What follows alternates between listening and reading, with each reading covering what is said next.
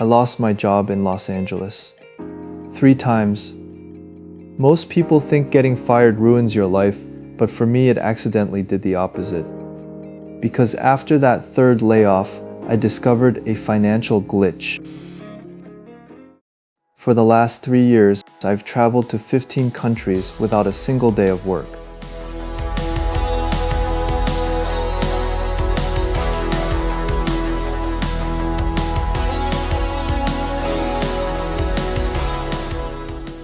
And here's the part that shouldn't make sense. I'm still paying rent in Los Angeles. Yet my net worth is higher today than the day I left. Now, let's be real. If I had stayed in LA and jumped straight into another high-pressure job, would I have more total dollars in my bank account right now? Probably. But I'd still be a prisoner to the paycheck. That layoff was the best financial gift I ever received. It forced me to realize that I didn't need more money. I needed a better system.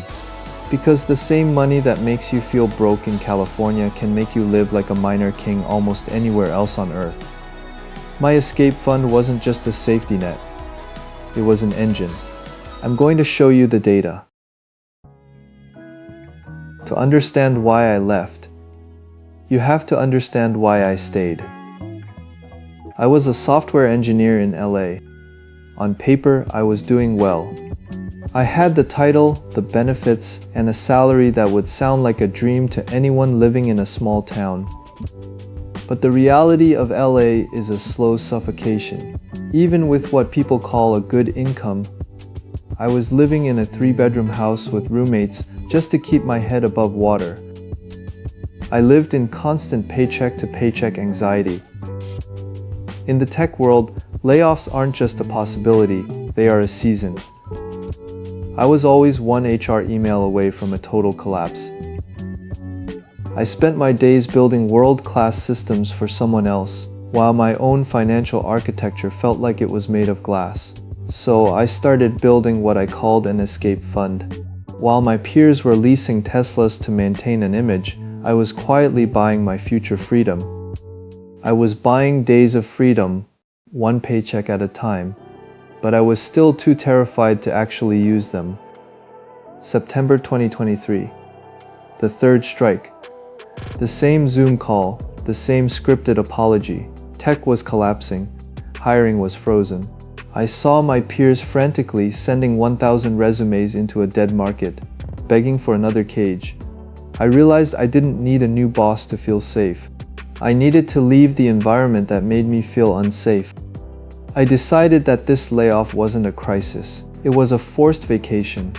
I took my escape fund, bought a one-way ticket to Egypt, and left the only world I knew. I stepped into the unknown with nothing but a backpack and 10 years of suppressed anxiety. The first week in Egypt was a struggle, not financially but mentally. My brain was still wired for LA stress. I'd wake up in Cairo feeling a phantom pressure to check my Slack or look for job postings. I was searching for a version of myself that didn't rely on a corporate badge. I got food poisoning, I got lost in dusty alleys, and I spent nights in dim hostels wondering if I was throwing my career away. I was terrified that without a job, I had no value. I was still running, even though nobody was chasing me. I went there to lose my worries, but for the first few weeks, I just carried them with me. Then, sitting at a small cafe by the Nile, I found it. I was looking at my expenses for the month. I had seen the pyramids, dived in the Red Sea, and lived better than I ever did in California. And the total cost? It was less than what I used to pay just for a single week of rent back in LA. The survival pressure simply vanished. In LA, I was constantly calculating how many months I could survive. In Egypt, those months turned into years.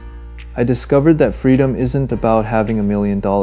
It's about the ratio between your cost of existence and your peace of mind.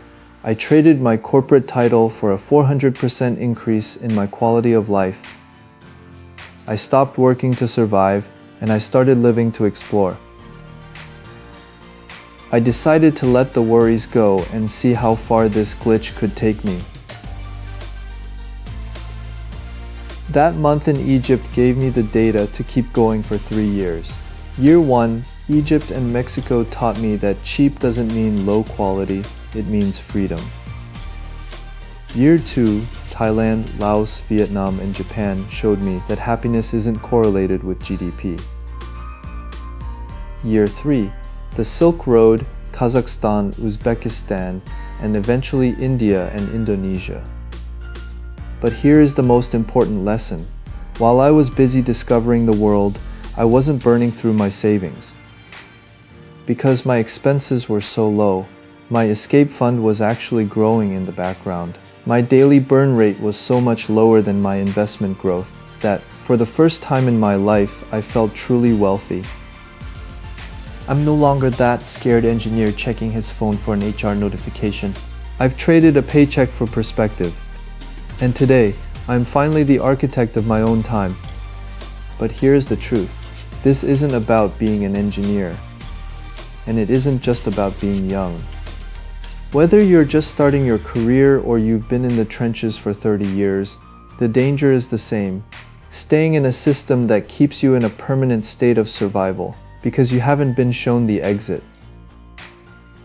I realized I didn't need to be a genius to find that exit. I just needed to stop playing a game that was rigged against me and start trusting a system that actually works. Financial independence isn't a stroke of luck, it's an engineering project. And like any good project, it starts with a solid blueprint. In my next video, I'm going to open up the engine. I'll show you the exact portfolio and the math that funded this 3-year experiment. And believe it or not, left me wealthier than when I started. If you're tired of the rat race, no matter your age or your starting point, you need to see how these numbers actually work. Stop trying to fit into their world. It's time to start building your own. Subscribe, and let's start engineering your escape. I'll see you in the next one.